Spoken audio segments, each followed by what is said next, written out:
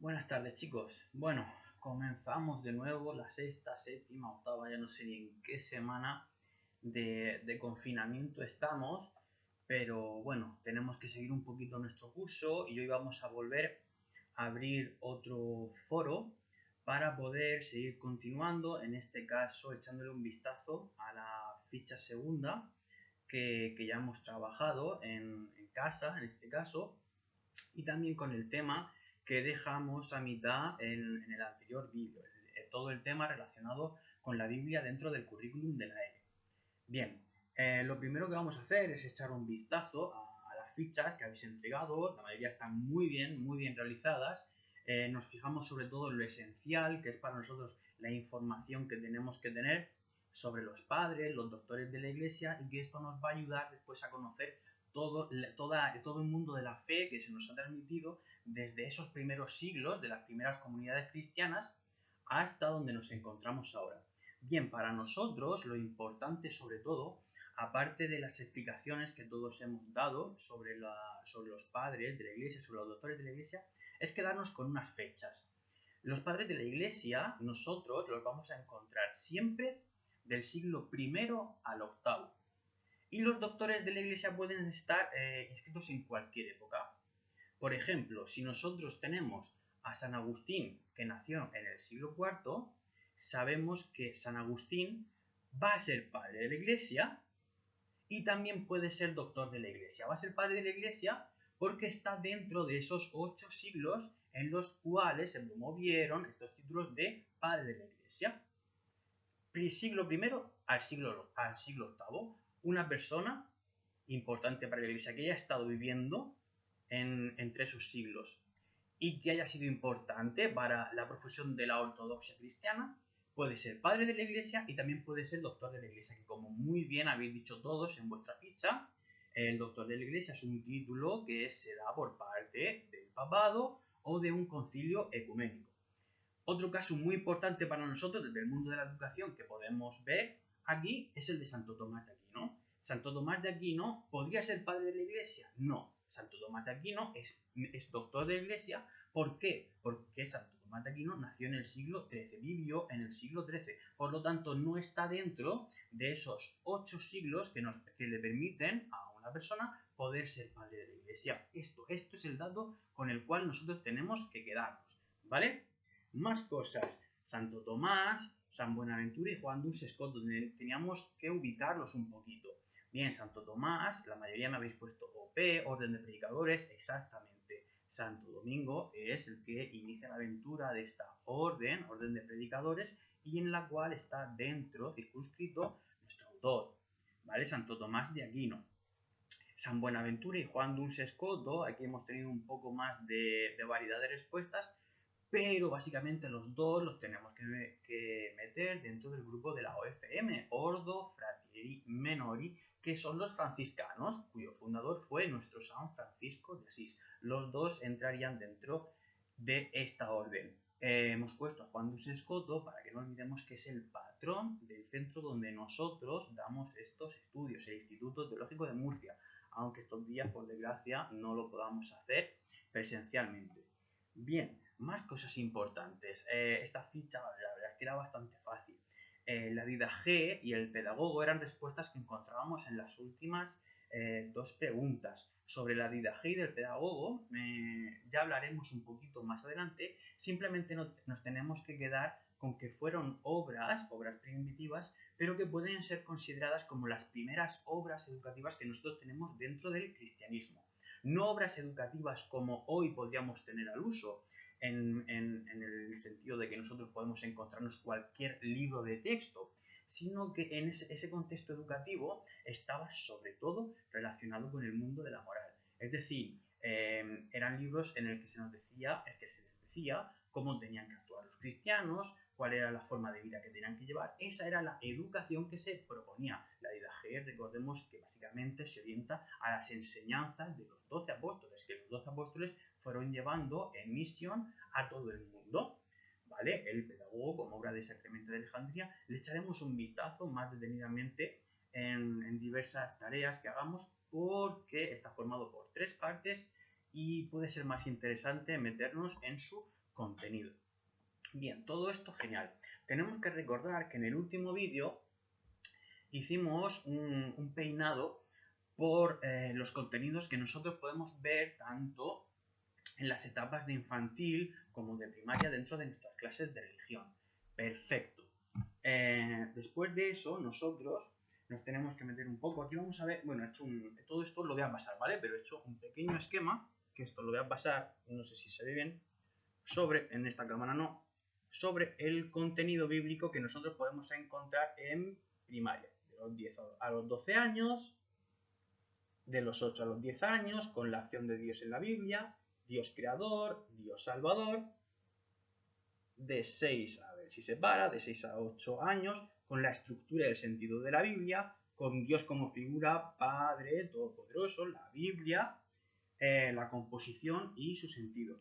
Bien, todo esto es muy importante, pero a nosotros como profesores de la clase de religión, tanto en infantil como en primaria, también se nos dan una serie de directrices con las cuales nosotros tenemos que sobre todo a tener en cuenta unos puntos que tenemos que evitar. Fijaos, hoy vamos a hablar un poco en tono negativo, pero para saber qué es lo que no debemos abordar en nuestras clases de religión.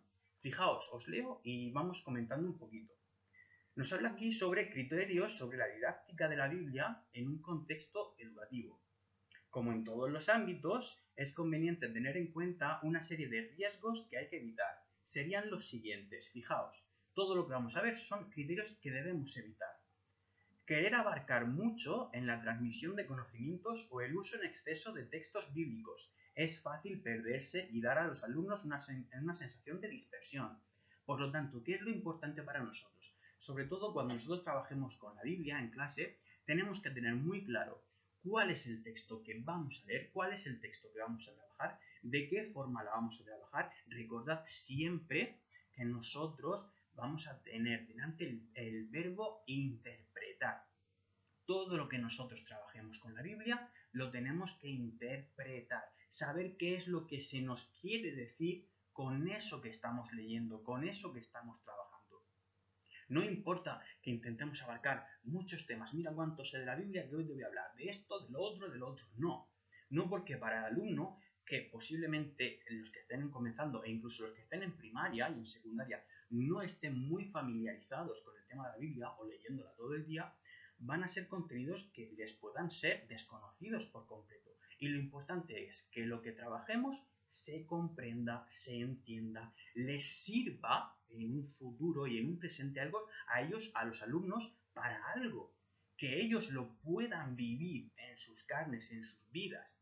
¿Vale? La palabra, el evangelio sobre todo es palabra viva. Tiene que servirnos para nosotros. Por eso no vale con saturarnos, vamos a trabajar con el Antiguo Testamento y ahora saltamos al Nuevo Testamento, me voy al Apocalipsis y después vuelvo al Génesis. No, todos estos saltos, son muy poco recomendados, ¿vale? Siempre tenemos que ir a lo estrictamente necesario para a partir de ahí trabajar. Nosotros también, según el conocimiento que tengamos de la Biblia, tampoco podemos hacer un uso muy superior más allá del que nosotros controlemos, ¿vale? Siempre siendo humildes.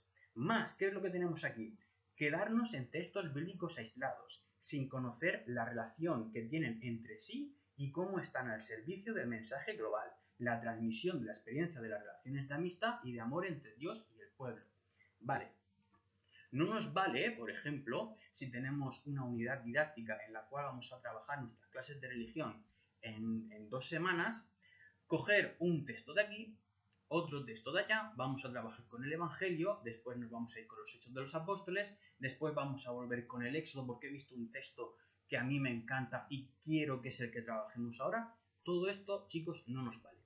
Primero, ya sabemos desde infantil hasta la última etapa de primaria cuáles son los contenidos que nosotros podemos trabajar. A partir de ahí nos tenemos que ceñir estrictamente a eso, ¿vale? ¿Por qué? Porque no podemos estar hablando de Moisés y si no tenemos una activación concreta sobre algún relato que tenga que ver con el Nuevo Testamento, que lo tiene que haber, recordad siempre esta frase, ¿vale?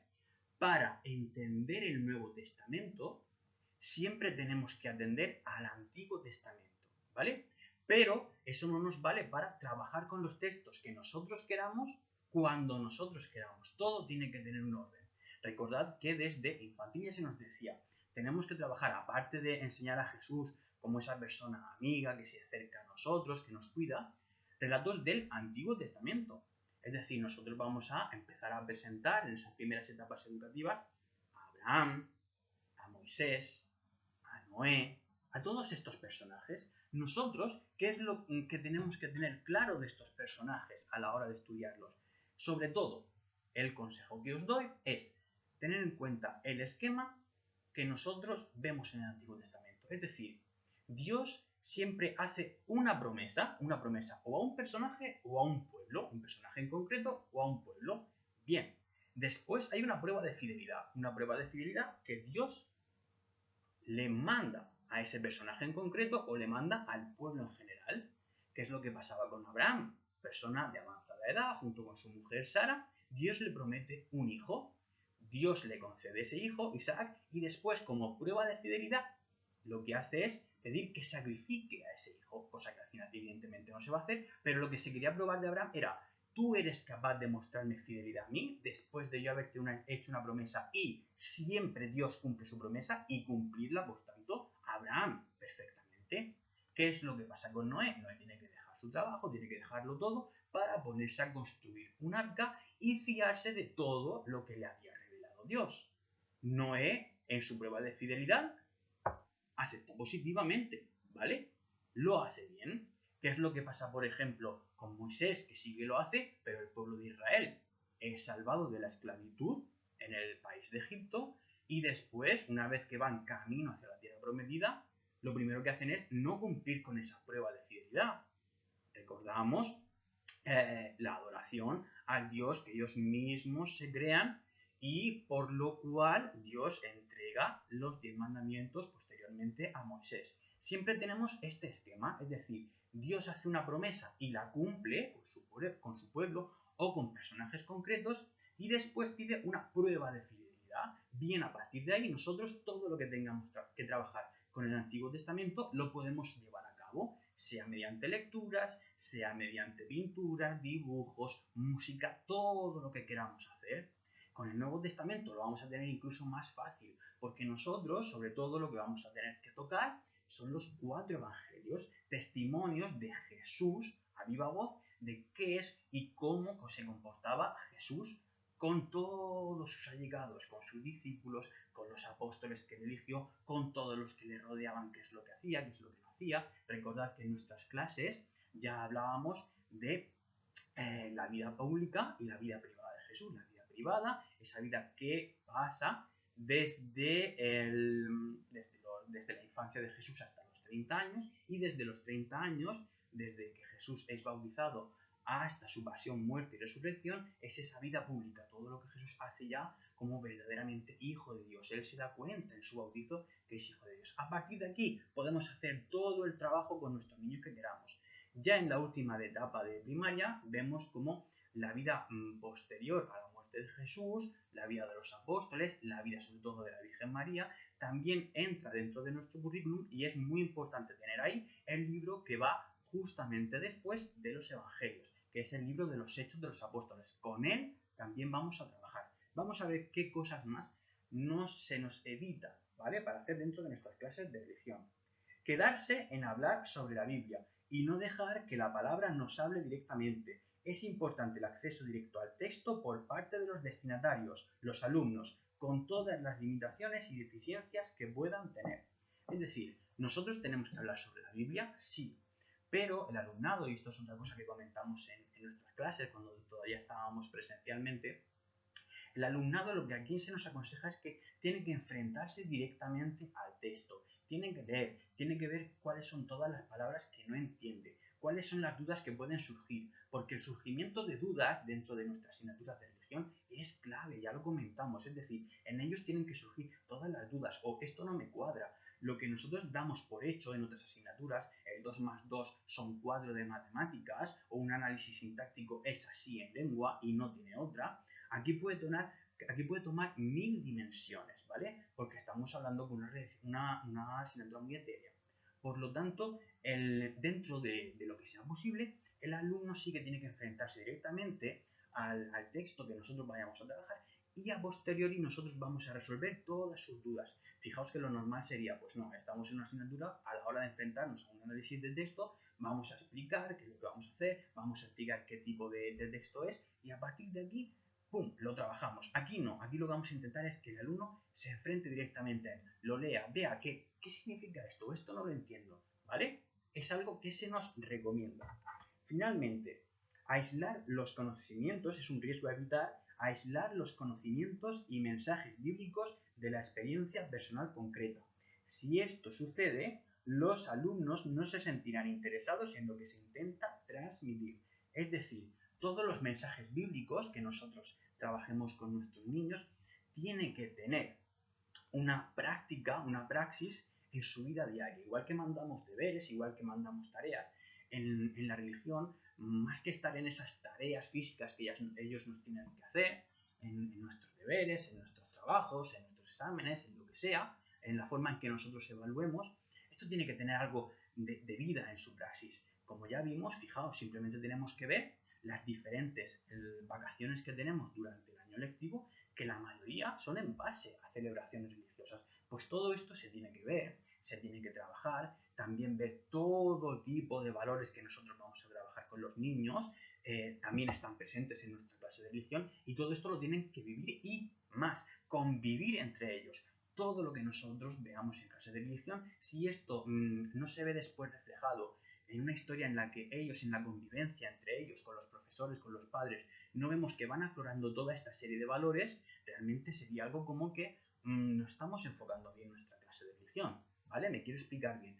Todo lo que nosotros vamos a ver realmente son valores, valores que vamos a ver en la figura de Jesús y en la figura de personajes que vamos a trabajar aquí en la Biblia. Bien, si estos valores no son después los que se van reflejando en el comportamiento diario de nuestros niños, es que igual no estamos explicando, no estamos sabiendo llevar bien todos los contenidos a nuestros alumnos. Es importante. ¿Por qué? Porque después vamos a tener en nuestras clases pues 2 semanas en las cuales vamos a trabajar sobre el bullying. Vale, perfecto. Vamos a hacer un tríptico. Nos vamos a mover, vamos a ir en clases, vamos a hacer vídeos sobre esto, sobre qué es lo que no se tienen que hacer entre los alumnos, con los profesores, la educación, todo esto. Vale, perfecto.